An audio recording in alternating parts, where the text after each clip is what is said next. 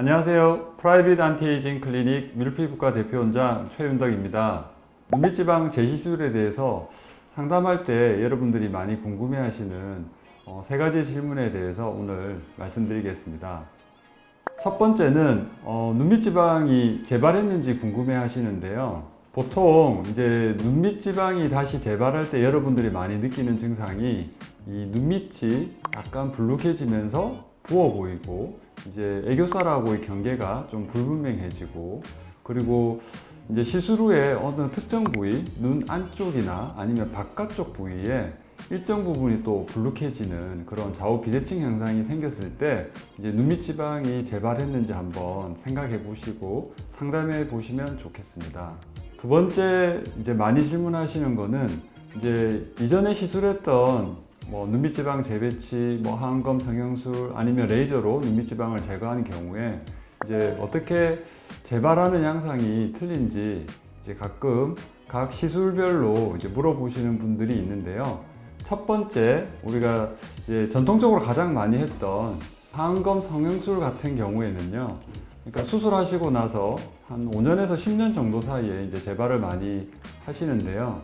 보통 하안검 성형술은 애교살이 있는 부위에 하안검에 이제 절개를 해서 눈밑지방을 제거하는 이제 수술 방법인데, 이제 이런 경우에 이제 재발을 할 때 보통 그 절개 흉터 밑으로 해서 다시 이제 눈밑지방이 불룩하게 튀어나오면서 전체적으로 좀 부어 보이는 양상이 됩니다.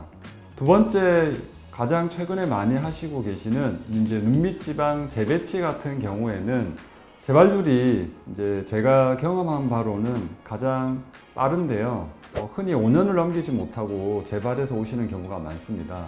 눈밑지방 재배치의 경우는 보통 지방을 충분히 제거하지 않고 안화를 아래쪽으로 좀 박리해서 이제 눈밑지방을 위치를 변형시켜서 보통 고정을 하다 보니까 이제 재발을 하는 경우에 이 애교살 바로 밑에서부터 다시 눈밑지방이 이렇게 불룩하게 나와서 전체적으로 애교살하고 경계가 없어지면서 부어 보이는 형태로 많이 오시고요. 이런 경우에는 이제 재시술을 다시 재배치를 해서 오시는 경우도 있었습니다. 세 번째, 이제 레이저로 그냥 이제 결막을 통해서 눈밑지방을 제거하는 경우에는 하안검 성형술과 마찬가지로 보통 5년에서 10년 사이에 이제 재발해서 오시는 경우가 많은데, 이제 이런 경우에는 제거를 충분히 하지 못해서 이제 재발한 경우가 많습니다.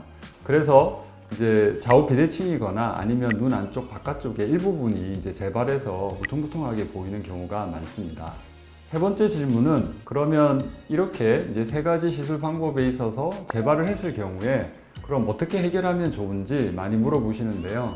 일단 첫 번째, 이제 하안검 성형술 같은 경우는 이미 이제 눈 밑에 하안검의 애교살 부위에 절개를 했기 때문에 그 부위를 다시 절개를 하고 재시술을 하는 거는 일단 제가 보는 관점에서는 좀 반대하는 입장이고요. 왜냐하면 그 수술 흉터가 또 한 번 절개를 하게 되면 좀 더 심해질 수 있고 눈매 변형이 또한 심해질 수 있고, 또한 이제 그렇게 되다 보면 상처가 아물 때 이제 유착이 심해지면 소위 눈이 이렇게 뒤집히는 안검 외반 같은 증상들이 더 심해질 수 있습니다. 그래서 이런 경우에는 오히려 눈 안쪽 결막을 통해서 하는 이제 시술을 고려하시는 게 좋겠고요. 이제 두 번째, 눈밑지방 재배치 같은 경우에 다시 재발을 했다면 물론 다시 재배치 시술을 해서 다시 한번 이제 교정을 할 수도 있는데요. 제 생각에는 어차피 재배치를 해서 재발을 했다면 이미 이제 한번 그런 시술 후에 이제 조직이 손상되면서 섬유화되고 유착되는 현상이 있어서 다시 재배치를 한다면 그 부분이 더 심해질 수 있고, 또한 재배치로 인해서 또 한 번 재발할 가능성이 있기 때문에 이제 제 생각으로는 재배치 후에 재발을 했다면 충분히 제거하는 시술 방법으로 제거를 하셔서 교정하시는 게 좋을 것 같습니다.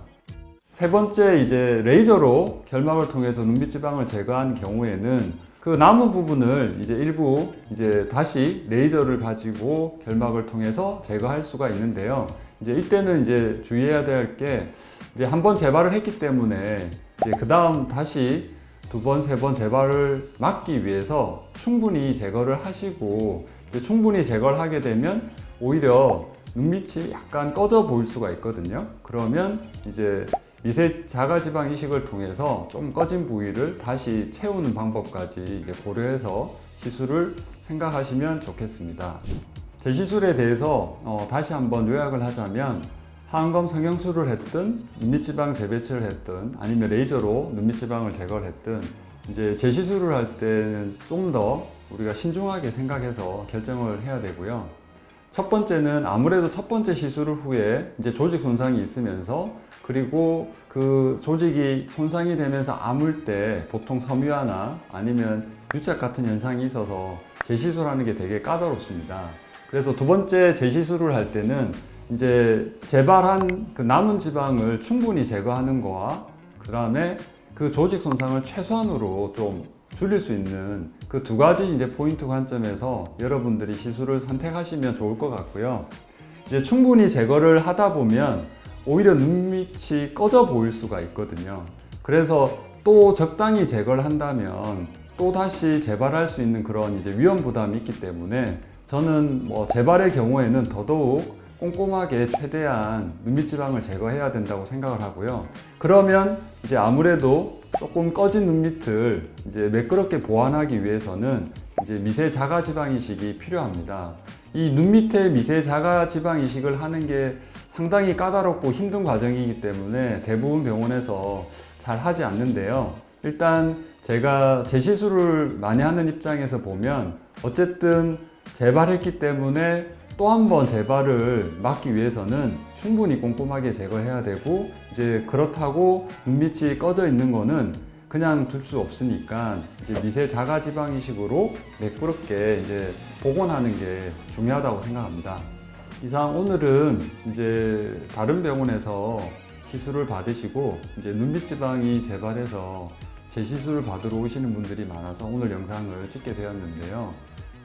여러분들이 눈밑지방을 처음 하시든 아니면 눈밑지방이 재발해서 재시술을 하시든 이제 오늘 영상이 도움이 되셨으면 좋겠고, 제가 하는 이 눈밑지방 교정술이 이런 재시술에 대한 제 경험을 담아서 이제 한 번에 최대한 좀 재발을 막으면서 눈밑을 좀 깔끔하게 매끈하게 좀 복원할 수 있는 이제 시술이라고 다시 한번 말씀드립니다. 관련 영상은 제가 앞에 여러 번 많이 찍었기 때문에 한번 참고해 주시고 오늘 영상이 여러분한테 많은 도움이 되셨으면 좋겠습니다. 감사합니다.